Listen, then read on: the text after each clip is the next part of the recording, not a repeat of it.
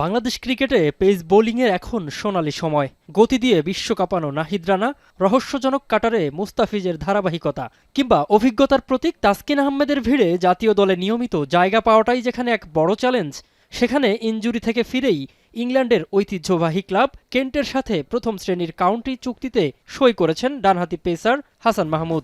একই দিনে লঙ্কান প্রিমিয়ার লিগেও দল পেয়েছেন লক্ষ্মীপুরের এই পেসার। কিন্তু প্রশ্ন হচ্ছে, দেশের মাটিতে যেখানে পেস আক্রমণের লাইমলাইট অন্যদের উপর, সেখানে কিভাবে বিশ্ব ক্রিকেটের নজর কাড়ছেন হাসান মাহমুদ?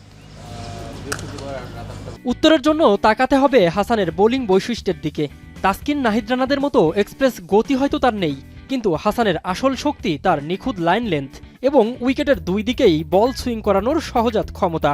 কেন্টের ডিরেক্টর এবং কোচ অ্যাডাম হলিওক যখন ইংল্যান্ডে হাসানের ট্রায়াল দেখেন, তখন তার এই লাইন লেন্থের ধারাবাহিকতাই কেন্টকে বাধ্য করেছে চুক্তি সই করাতে।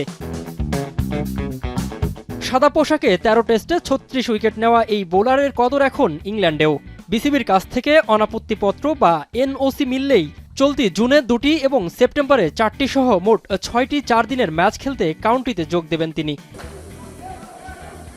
জাতীয় দলের একাদশে জায়গা পাওয়ার তীব্র লড়াইয়ের মাঝে কাউন্টি ক্রিকেটের এই ডাক হাসানের ক্যারিয়ারকে নিয়ে যেতে পারে একদম অন্য উচ্চতায়, যেখানে নিখুঁত বোলিংয়ের পাশাপাশি ইংলিশ কন্ডিশনের অভিজ্ঞতা তাকে করে তুলতে পারে আরও পরিপক্ক। মিনারুল ইসলাম, এখন।